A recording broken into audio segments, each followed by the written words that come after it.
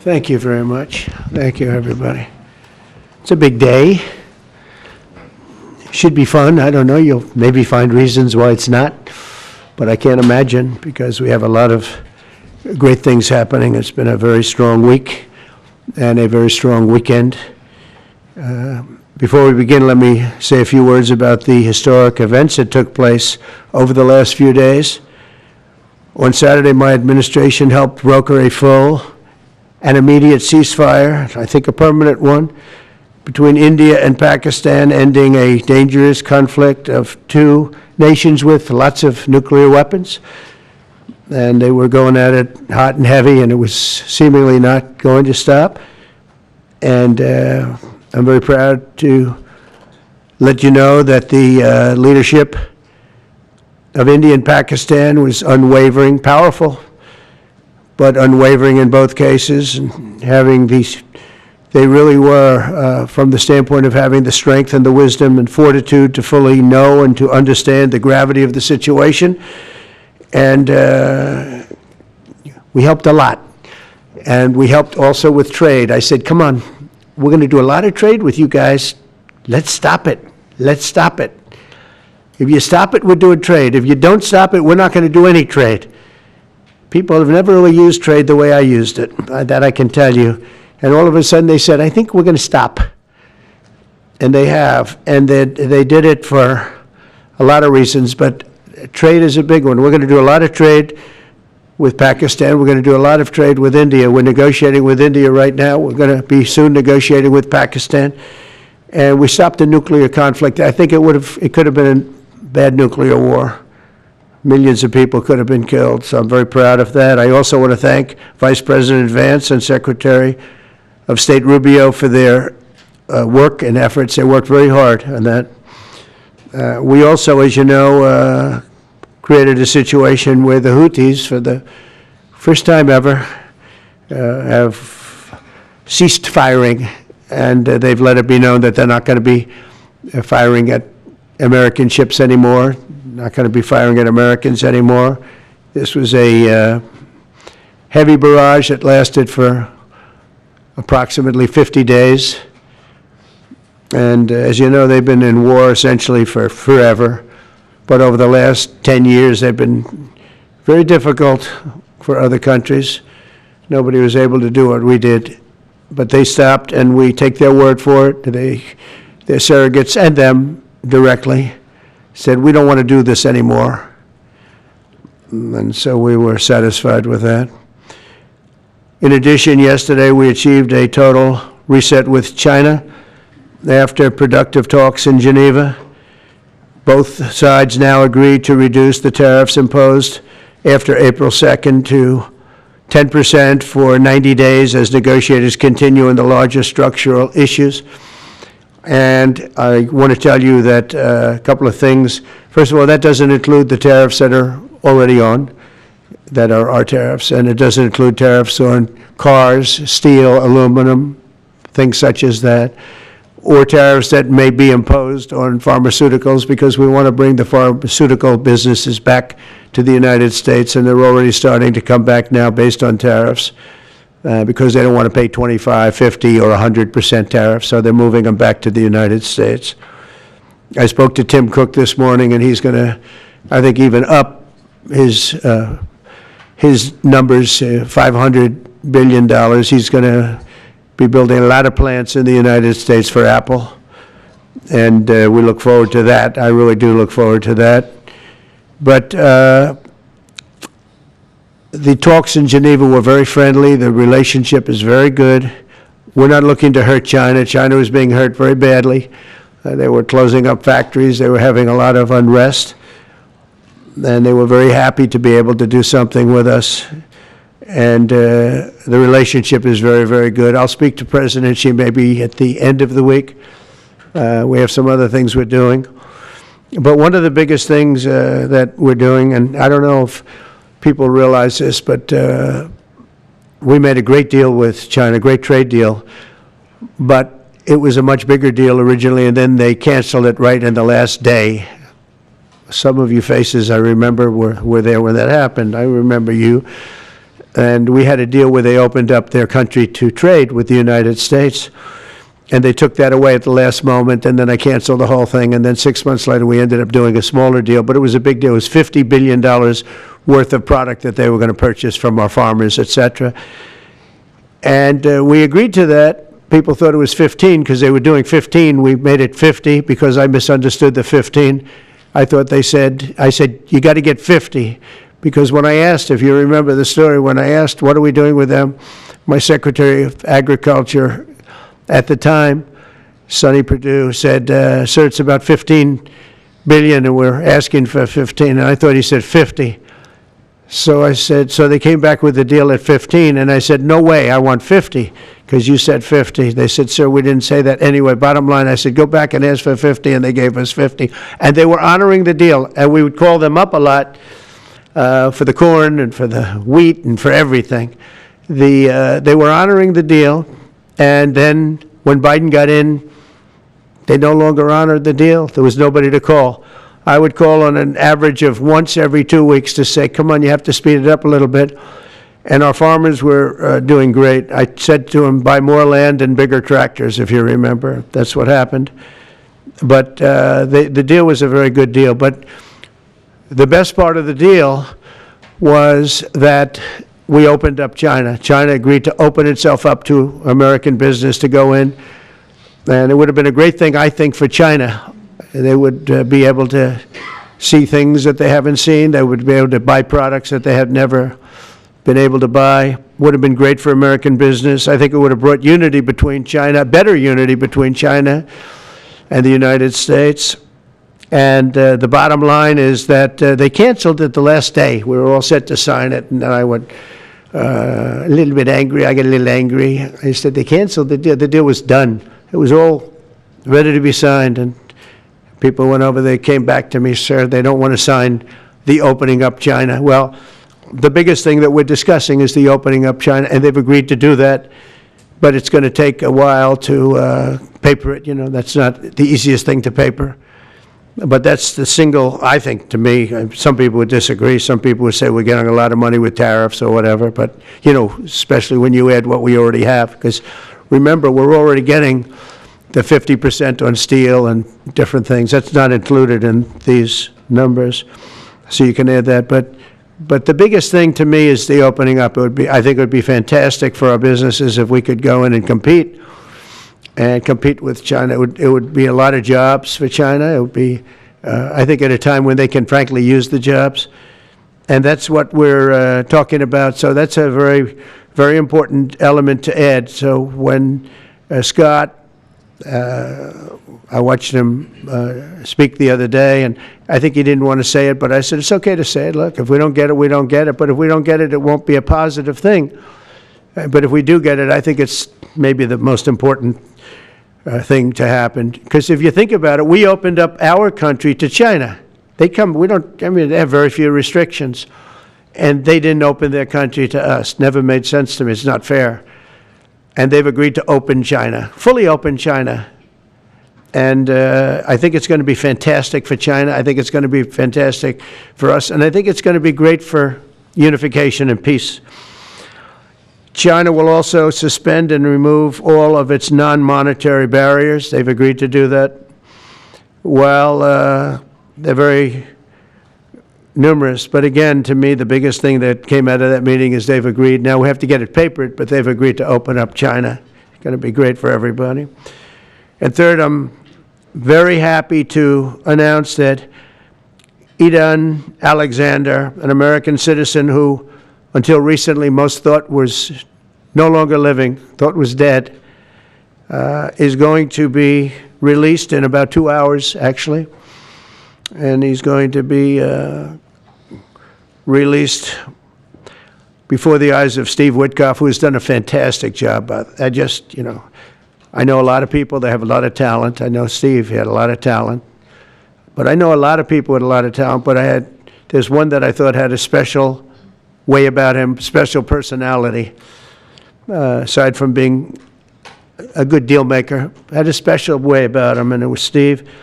Knew very little about the subject matter. Who does? But he learned it in about 2 hours. And he's been fantastic. So I want to just thank Steve. But they're going to be releasing Idan in about 2 hours from now, or sometime today, let's say. And again, they thought he was dead just a short while ago. His parents are so happy. They're so happy. So it's, as you know, Idan's the only American citizen who's captured and held hostage by Hamas since October 7th, 2023. And he's coming home to his parents, which is really great news. I mean, to me, it's big news. They thought he was dead. So that's that. So we'll be heading there, and we'll be seeing 3 primary countries. You know all about that: Saudi Arabia, UAE, Qatar. On Thursday's meeting with Russia and Ukraine is very important. I was very insistent that that meeting take place. I think good things can come out of that meeting. Stop the bloodshed of the horrible. It's a bloodbath. But that 5,000 more, it's really much more, I'm trying to be conservative, more than 5,000 soldiers. Russian, they're not American soldiers, they're from Russia, they're from Ukraine, but they're people. They're human souls, and they're being killed at levels that we haven't seen since the Second World War. And it's every week. A lot of drone fighting. It's a whole new form of warfare, and it's violent and vicious. And so that's it. I'd like to go back to China just for a second. They're very heavy on the fentanyl. We're charging them, as you know, 20% for the fact that they send fentanyl into our country. And they've agreed that they're going to stop that. And, you know, they'll be rewarded by not having to pay, hundreds of billions of dollars in tariffs. So the fentanyl should stop. It comes from China. It's amazing. And comes through our southern border, comes through our northern border too, comes through Canada, and comes through our southern border, much more through the southern border. But so that's a very important subject to me, because everybody in this room has lost friends or people that have family members that have died of fentanyl. So there's a big incentive for China to stop, and I take them at their word. They're going to work on that, I think, very hard. And one thing, when they work on something, they get it done. So now I'm about to depart on a historic visit. Some of you are going with us to, as I said, Saudi Arabia, Qatar, and United Arab Emirates. Before I do, I'll sign one of the most consequential executive orders in our country's history. I don't think there's ever been anything signed like this, certainly not with respect to health care, nothing even close. I'm delighted to be joined on this occasion by Secretary of Health and Human Services, Robert F. Kennedy Jr., who is doing a really good job, I have to tell you that. CMS Administrator, a friend of mine, Dr. Mehmet Oz, who is an amazing guy. You know, I was telling Bobby before, Oz had a very successful show, but it hurt his reputation. Because when you're in show business, it hurts your reputation a little bit. It's good for you, but in terms of professionalism and being a doctor, it sort of hurts your reputation. This guy went to the best schools, was the best, top of the line. Then he did a television show, became a success, made a lot of money, all that stuff, but it sort of hurt him. And you know who I compare that to? I hate to say this, but a special woman, Jeanine Pirro. She was the toughest, smartest DA, maybe in our countries, in our cities and states history, New York. She was really tough, really sharp. Then she did a show, and people didn't think of her quite the same way. She became more of an entertainment person, like Oz. Oz is not an entertainer. He's not really an entertainer, if you know the real story. And she isn't either. She is unbelievable. She was one of the strongest district attorneys in the history of New York, highly respected, very tough, went after the drug dealers at a level that you don't see today anymore, and hopefully she's given up she's leaving the #1 show on cable television, one of the #1 shows on television, period, The Five, but they've got great people left behind, but she was a big part of it. And so I equate it to that. Janine Pirro is unbelievable.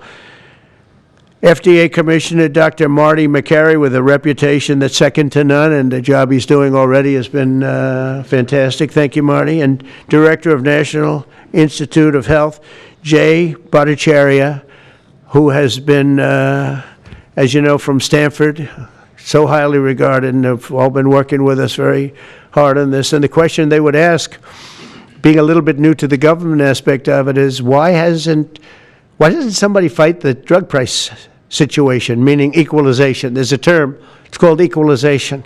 Nobody wants to mention that term. And I'm not knocking the drug companies, I'm really more knocking the countries than the drug companies, because they're forced to do things. But the drug lobby is the strongest lobby in this country, they say, the drug lobby. It's between that and lawyers, and they have a lot of power. But starting today, the United States will no longer subsidize the health care of foreign countries, which is what we were doing. We're subsidizing others' health care. Countries where they paid a small fraction of what, for the same drug, that what we pay many, many times more for. And we'll no longer tolerate profiteering and price gouging from Big Pharma. But again, it was really the countries that forced Big Pharma to do things that, frankly, I'm not sure they really felt comfortable doing. But they've gotten away with it, these countries. European Union has been brutal. And the drug companies actually told me stories. It was just brutal how they forced them. And European Union suing all our companies, Apple, Google, Meta. They're suing all of our companies. They end up, they have judges that are European Union-centric, and they get rewarded $15 billion, $17 billion, $20 billion, and they use that to run their operation. Not going to happen any longer, that I can tell you.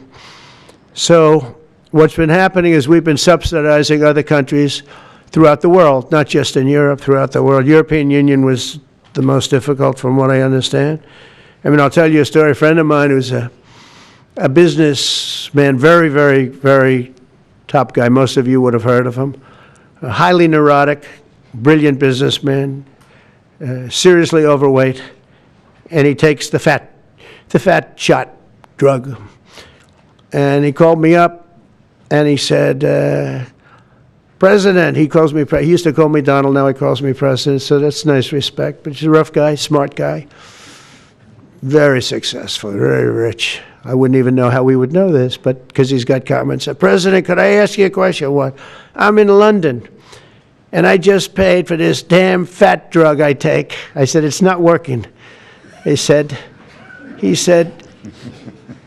I just paid $88, and in New York I pay $1,300. What the hell is going on? He said, so I checked, and it's the same box, made in the same plant, by the same company. It's the identical pill that I buy in New York. And here I'm paying $88 in London. In New York, I'm paying $1,300. Now, this is a great businessman, but he's not familiar with this crazy situation that we have. But he was stunned. But it was just one of those stories. And I brought it up with the drug companies, represented by somebody who's very, very smart, good person too. And we argued about it for about half hour, and then finally he just said, because they can't justify it, he just said, look, you got me. I can no longer they've been justifying this crap for years. They said, oh, it's research and development. Well, I said, well, research and development, other countries should pay research and development too. It's for their benefit. It was just one of those things, and the other countries would set a price, and they'd meet the price, and they'd say, if you don't meet the price, you can't sell it in our country. I said, well, then you walk away, and, they'll call you back, and they'll sell it in the country. But now they'll have to do that. So for the first time in many years, we'll slash the cost of prescription drugs, and we will bring fairness to America. Drug prices will come down by much more, really, if you think, 59. If you think of a drug that is sometimes 10 times more expensive, it's much more than the 59%, it depends on the way you want to analyze it, but in one way you could analyze it that way. but between 59 and 80, and I guess even 90%.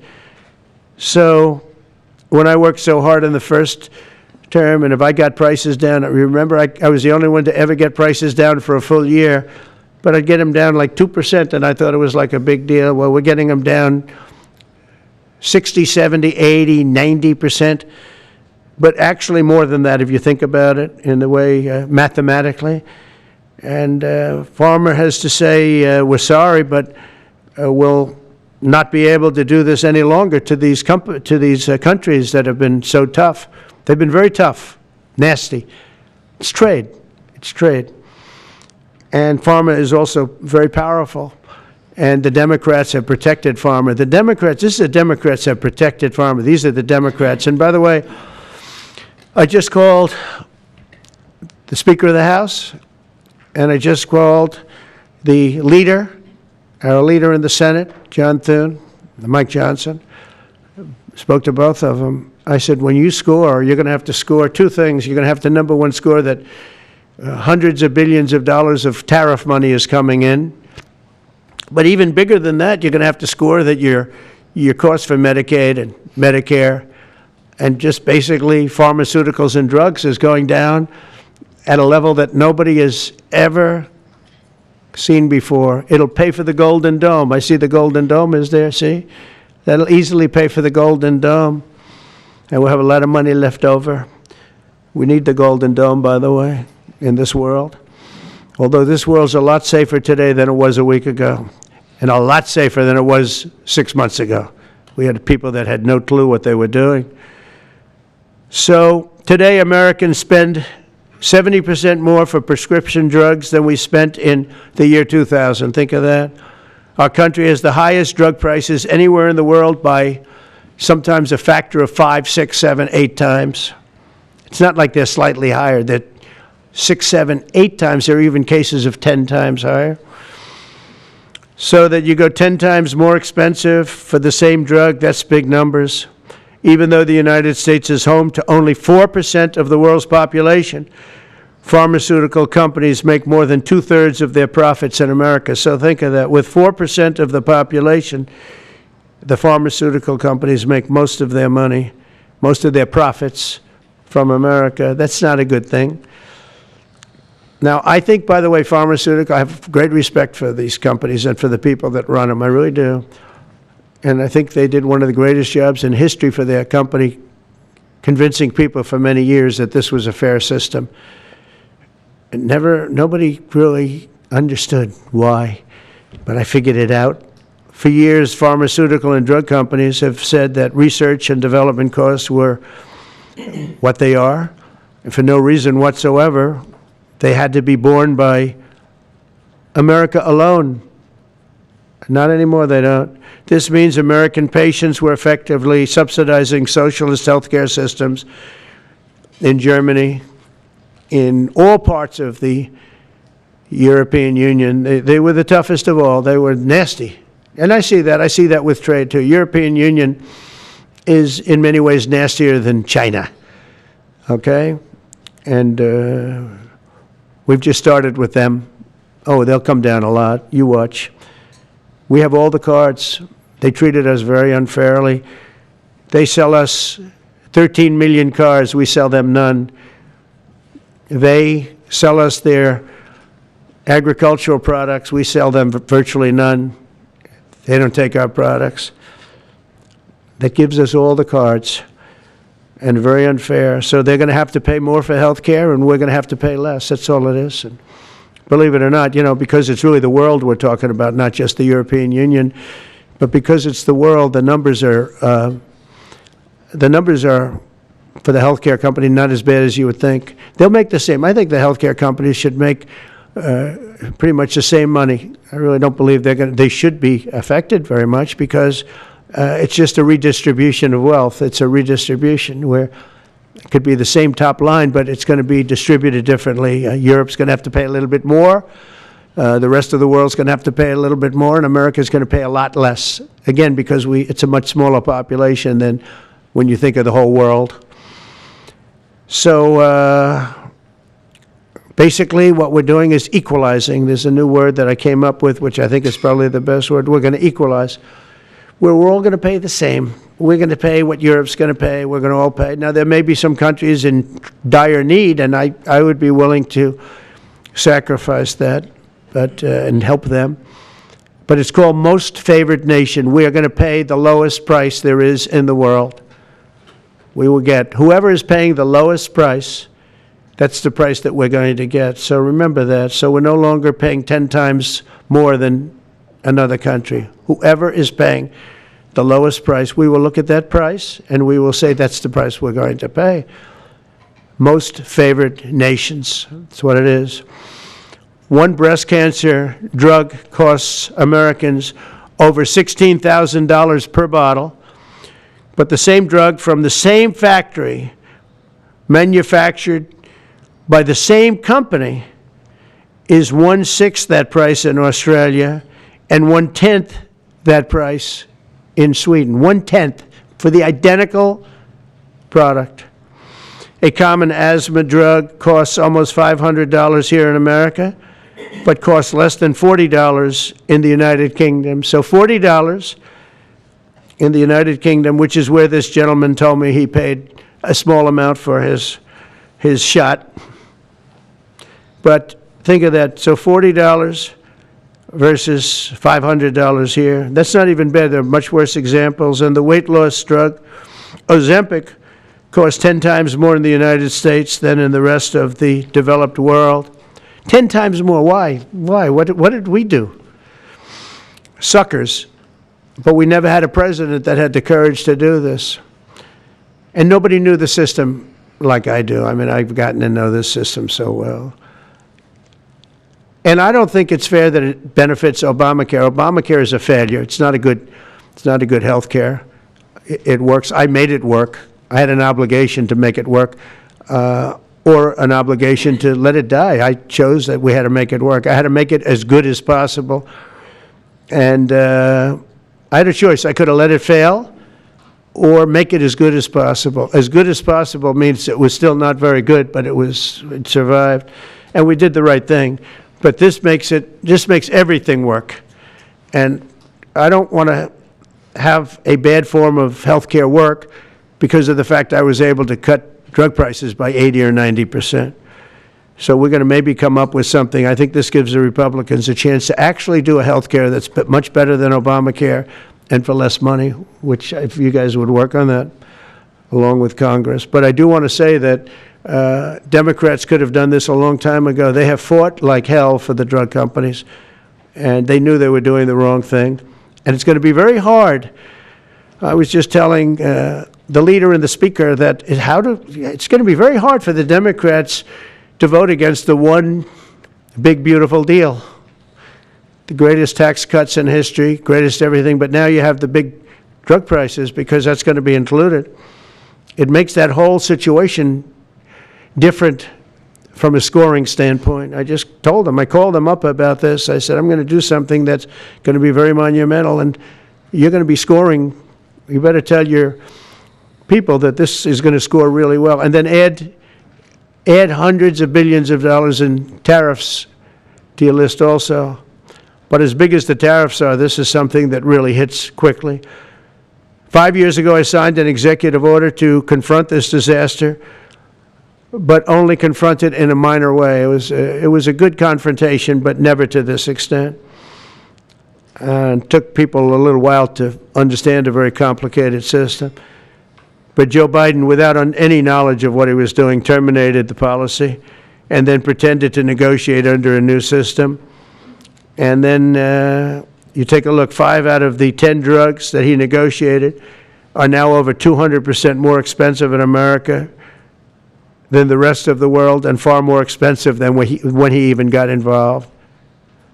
Much more expensive than when he got involved. Joe Biden's plan was as you know, because you wrote about it, you don't say it very loudly, but it was a very big failure, was his whole presidency. First, I'm directing the U.S. trade representatives and Department of Commerce to begin investigations into foreign nations that extort drug companies by blocking their products unless they accept bottom line and very low dollar amounts for their product, unfairly shifting the cost burden onto American patients.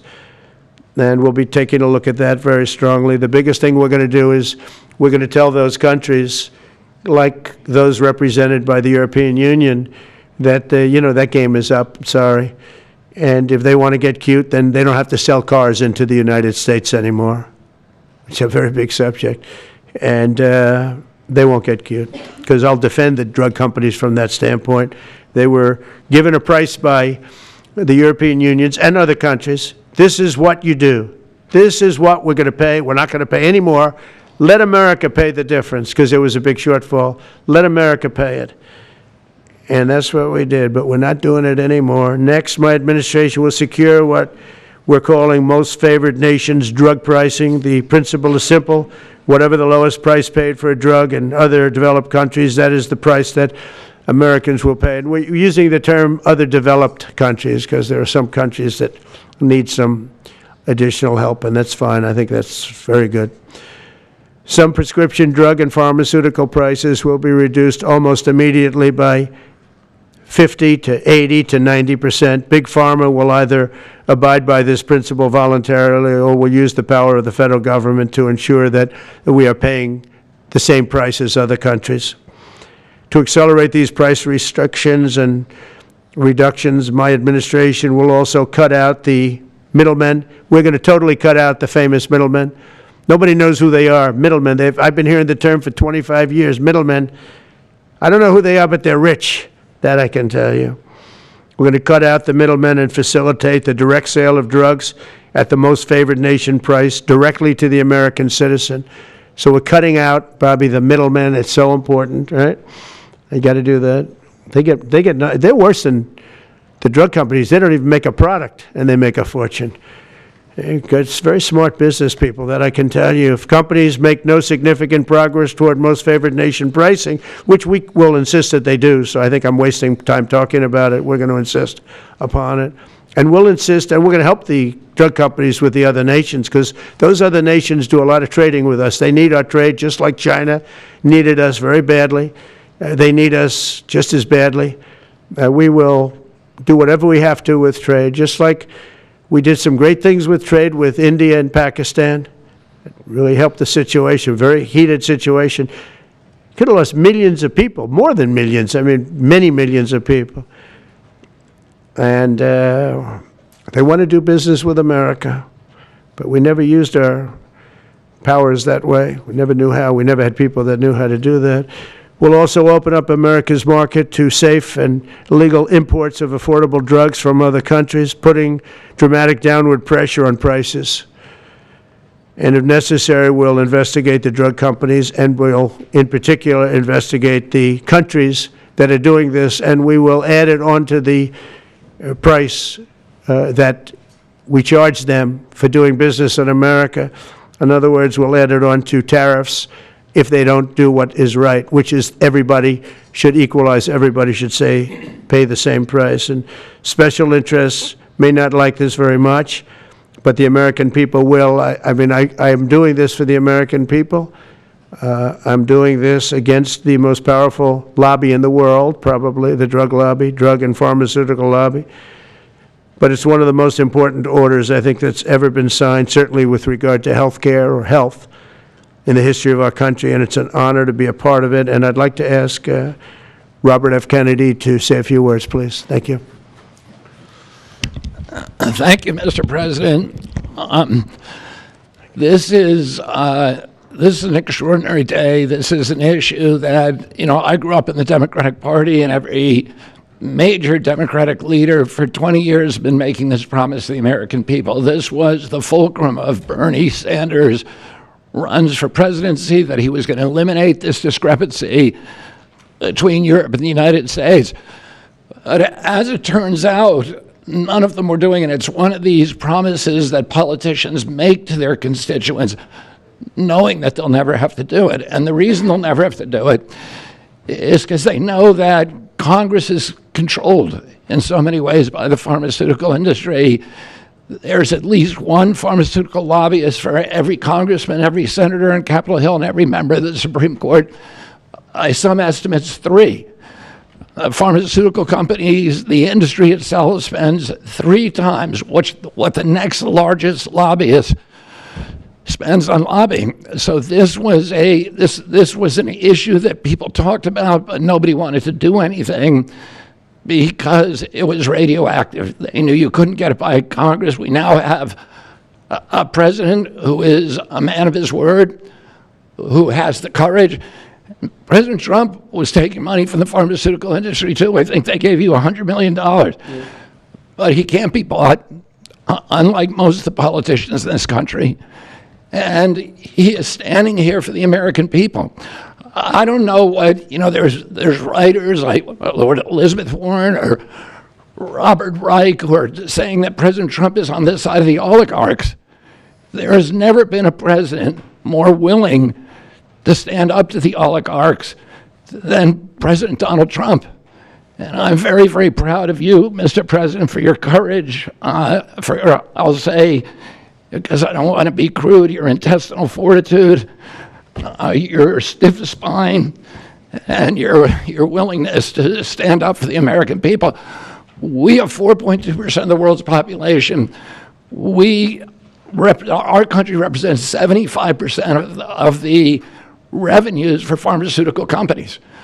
We spend in our country $1,126 per capita on drugs. In Britain, they spend about $240. They spend 1/5 of what we do.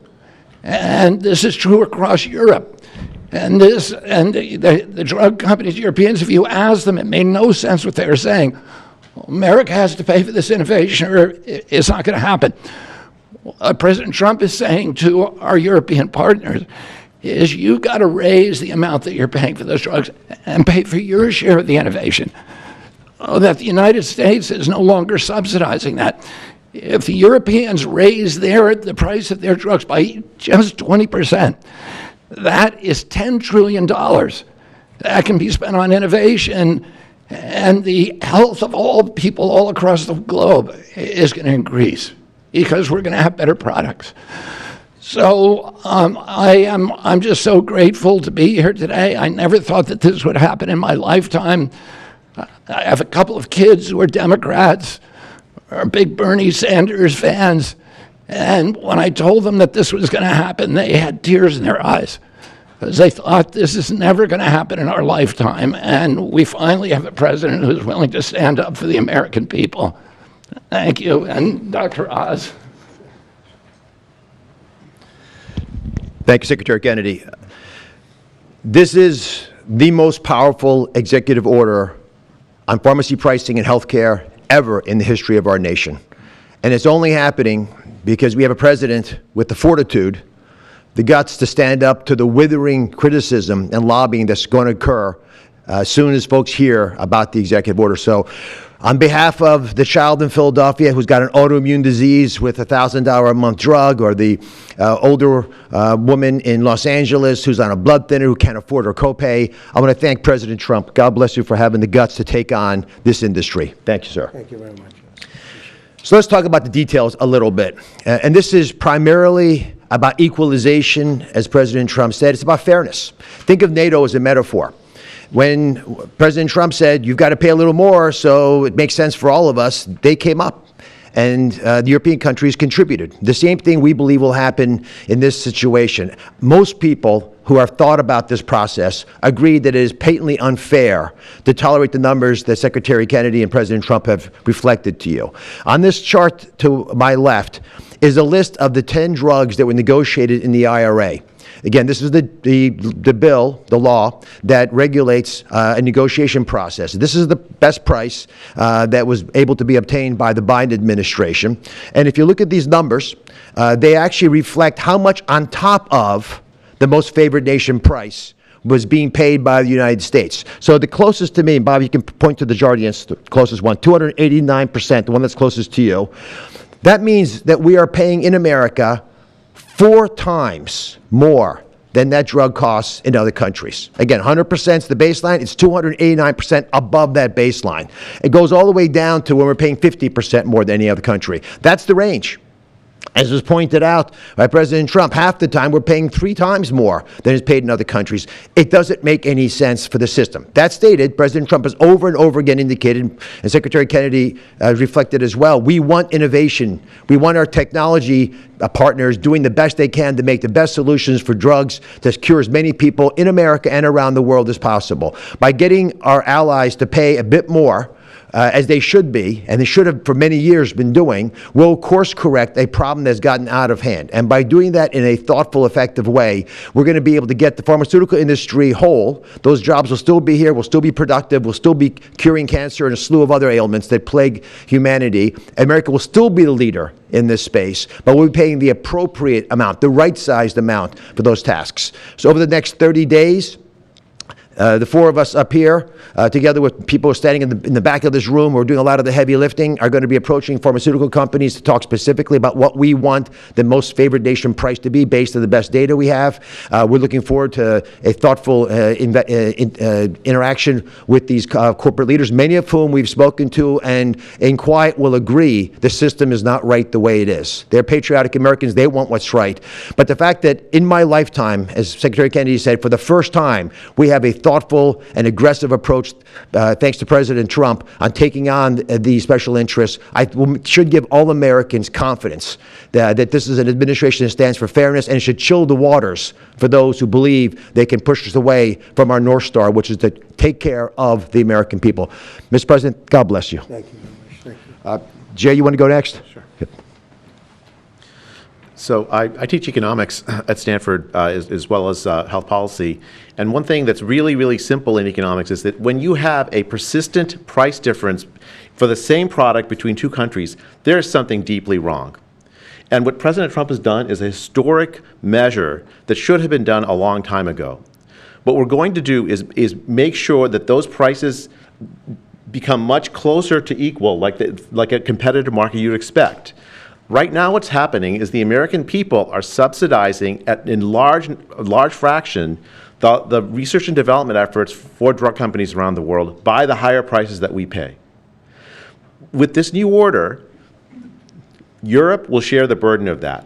And in fact, if you may think of it as like as somehow it's going after drug companies, actually it's helping drug companies. Because what we're also going to do with this order, what President Trump has done with this order, is he's said to European governments, look, if you are taking advantage of the drug companies by forcing them to charge very, very low prices, we're going to defend American drug companies in Europe.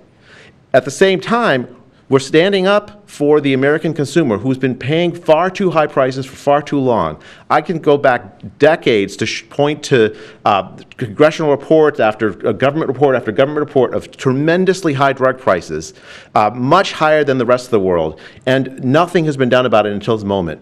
And I'm really, really proud, President Trump, that you've done this. I'm really proud to be included in this and looking forward to the work ahead. Thank you, Jay. Great. All right. Thank you, Mr. President. On behalf of the many doctors I've talked to about this very issue, thank you for taking the bull by the horns. Presidents on both sides of the aisle have talked about this and floated it and said they've wanted to do it, so you've had the courage to do it. Thank you. I've been a surgical oncologist at Johns Hopkins for 22 years, and I have seen patients suffer. We didn't take an oath to heal patients and then watch their life get ruined financially, with their home, mortgage, retirement, going down the drain with GoFundMe campaigns, raising money from church communities and synagogues and friends they haven't seen in 20 years to try to raise money for what? For a system where Americans have been getting ripped off by 10, 12, 15 times higher prices than we see in other countries. The fundamental problem in healthcare is that we've had non-competitive markets.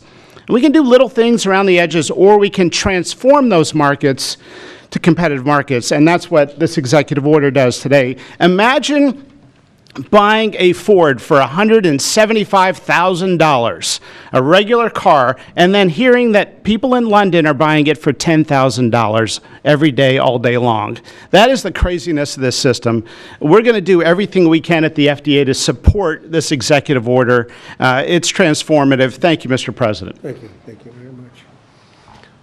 So thank you very much, everybody. I think it's a very important day. In many ways, you have... we'll start with the Houthis.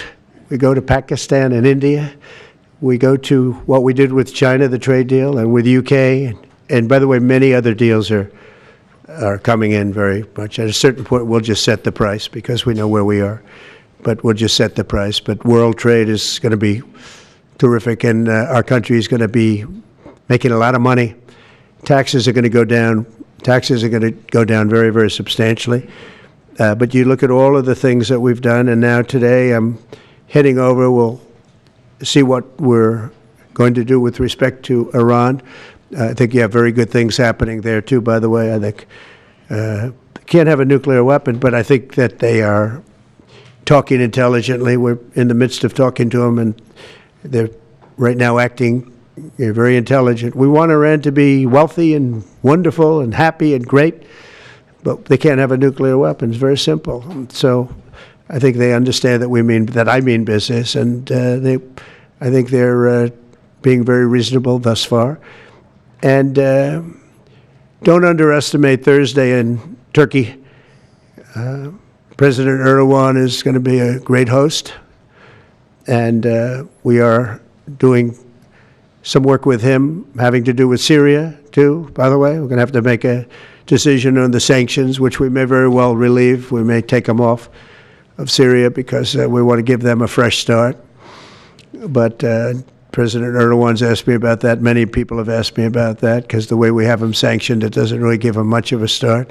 So we want to see if we can help them out. So we'll make that determination. But I think you're going to have maybe a good meeting. You have the potential for a good meeting, that a meeting wasn't going to take place. I insisted that that meeting take place.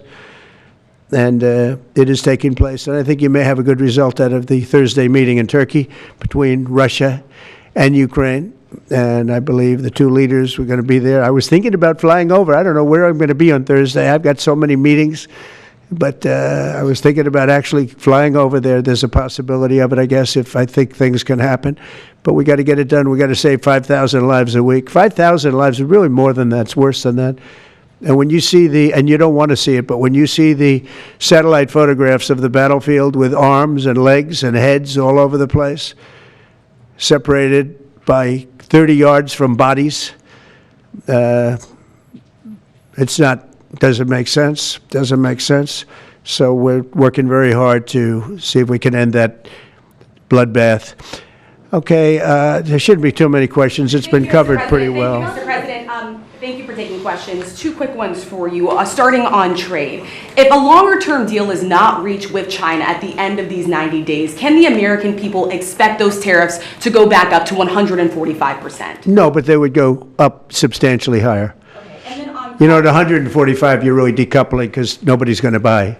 But they can go, they got very high because of additional tariffs I applied during the course because of fentanyl and other things. But no, but they'd go substantially higher. And then on Qatar, Mr. President, I think you will have a deal, however. Okay, you're confident that there will be a deal. On Qatar, has Qatar asked for anything in exchange for that $400 million luxury jumbo jet? And how can the American people be so sure that they will not in the future? Well, I think what happens with the plane is that, we're very disappointed that it's taking Boeing so long to build a new Air Force One. We have an Air Force One that's 40 years old. And if you take a look at that compared to the new plane of the equivalent, stature at the time, it's not even the same ballgame. You look at some of the Arab countries and the planes they have parked alongside of the United States of America plane, it's like from a different planet. And it's close to 40 years old, might be more than 40 years old now. And we, when I first came in, I signed an order to get it built. I took it over from the Obama administration. They had originally agreed. I got the price down much lower.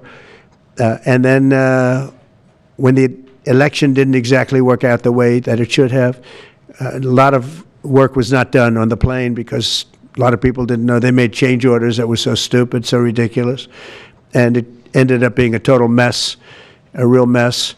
And when I came back, I said, by the way, what's going on with the Boeings that are coming in? Well, sir, they're way behind. And they are. They're way behind. They were way behind.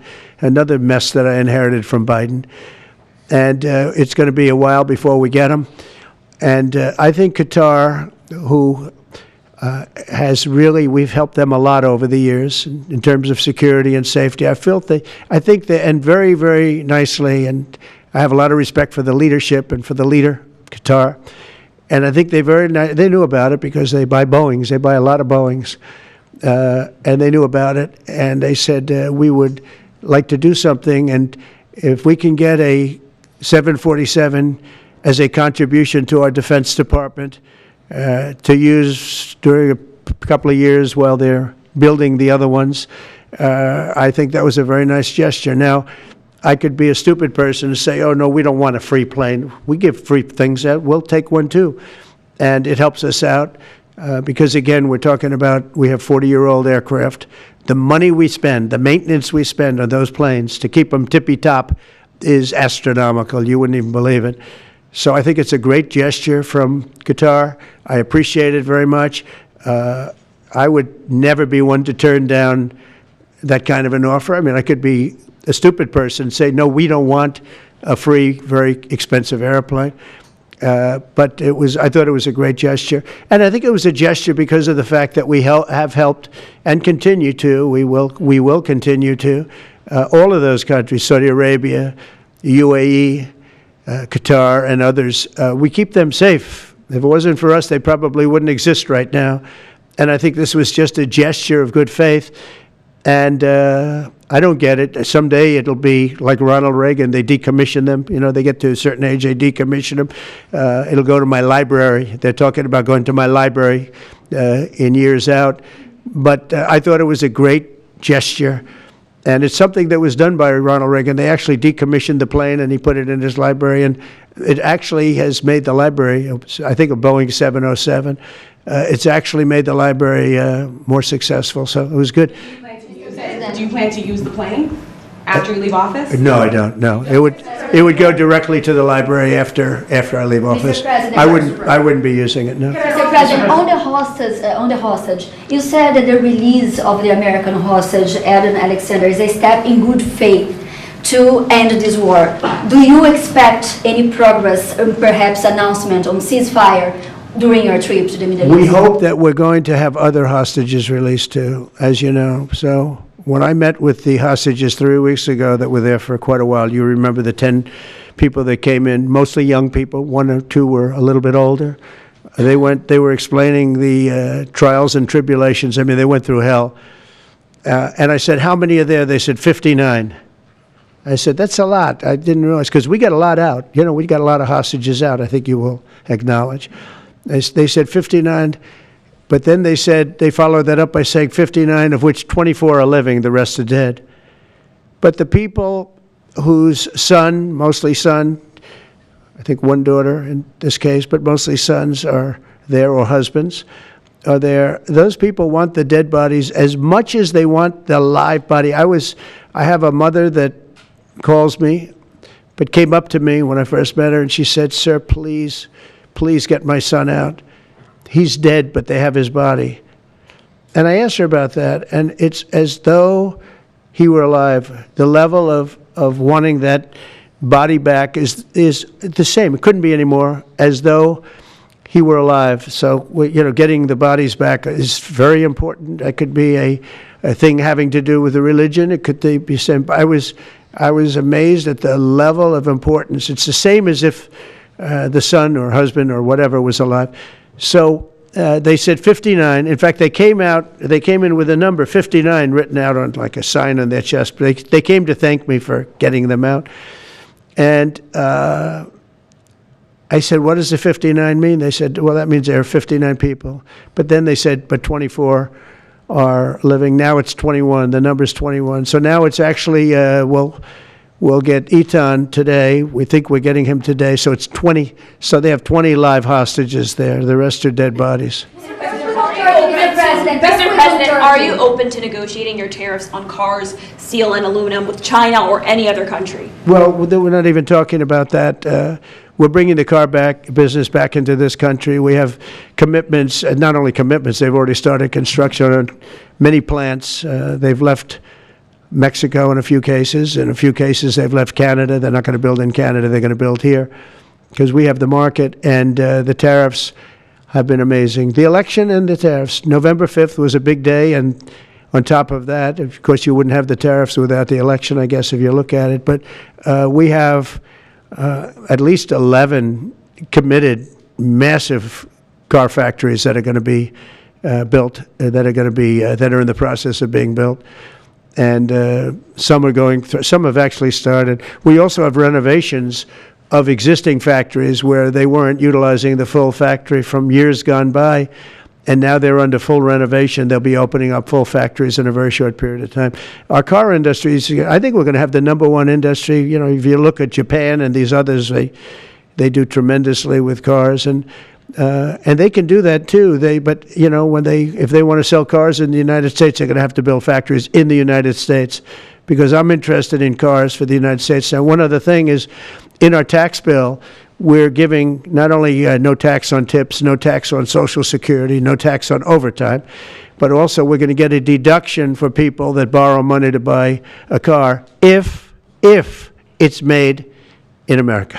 If it's not, we have no interest. Mr. President, on the meeting between President Putin as well as President Zelensky, if President Putin doesn't show up to these talks in person in Turkey, will you join Europe in putting higher sanctions on Russia? If I felt it would be important toward getting the deal done, I'm the one that insisted on the meeting. They couldn't get a meeting because one said ceasefire, one said no ceasefire. It was going back and forth. I said, look, at this point, we got to stop it.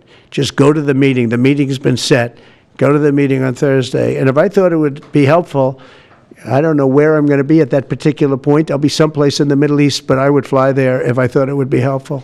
Yeah, please. Refugees. I want to ask you about South African refugees. Dozens of Afrikaners who claim discrimination in their home country are heading to the United States, right, where your administration is going to welcome them as refugees. Now, this comes as you've halted virtually all refugee admissions for people fleeing famine and war from countries like Sudan and the Democratic Republic of Congo. Why are you creating an expedited path into the country for Afrikaners but not others? Because they're being killed, and we don't want to see people be killed. Now, South Africa leadership is coming to see me, I understand, sometime next week.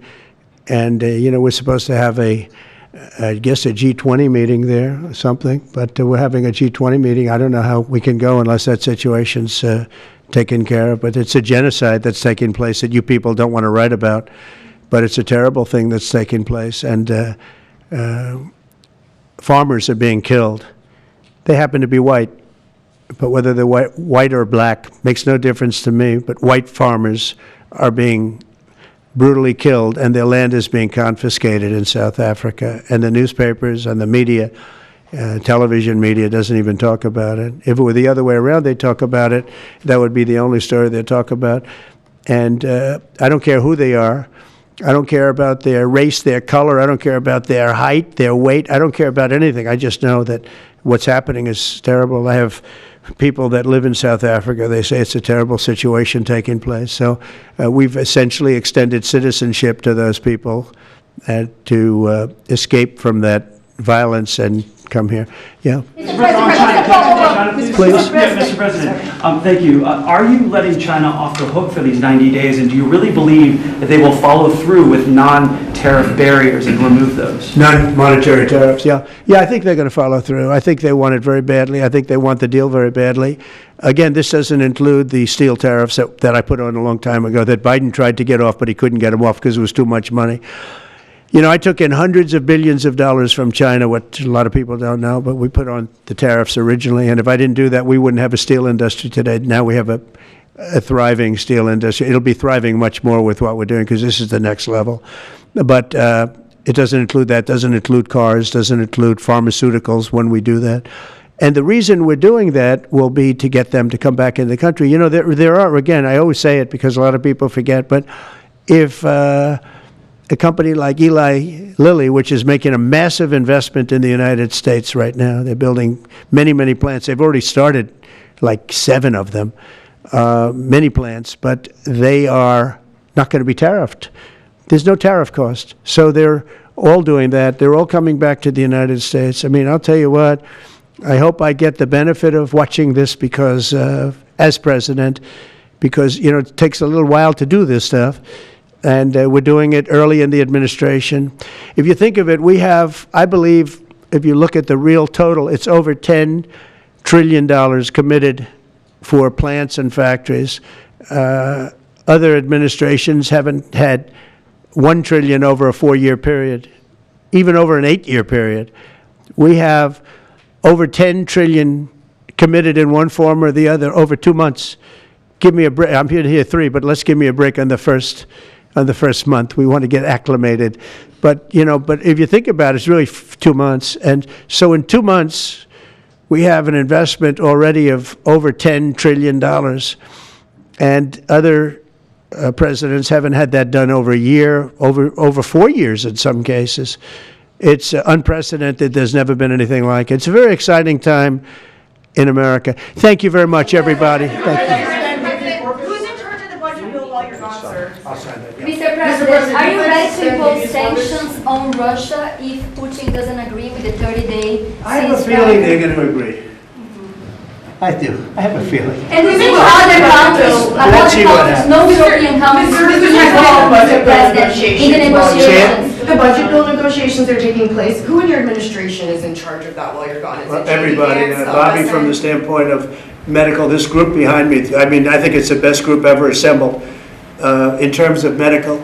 I think you're going to see a tremendous cut. I don't think. I mean, I know you're going to see it in Medicaid and Medicare. That cut will be massive because drugs are 50-60% of the cost. So Medicaid costs are going down and Medicare costs are going down because of what we're doing today. And there's no, it's not like, oh, gee, well, maybe it won't happen. It's going to happen because the other countries have no choice. Now, the drug companies are going to have to say, listen, if you don't pay more, we're not going to give you the drug, and they're willing to do that. So that's it. They have to, we have to equalize. Mr. President, what is price controls? Say it? How do you respond to the fact that this... It's not price control, no. What was, price control is before. If you want to talk about, price control is what they were doing. They were making us pay. They set a price, and they said, here's what we're going to pay, and anything else charge America. Because at that time, they had a very stupid president, and it really went crazy during the last 4 years. And remember this, the Democrats are the ones that allowed this to happen. They were the ones that were the protector of this pricing system. And I think it's going to be very hard. You'll have to ask Democrats, are they going to vote against the one great, big, beautiful deal that's being negotiated now, tax cuts, etc., when now on top of the tax cuts and regulation cuts, all the things, now you're going to say that the price of your medicine is going down by 60, 70, 80%.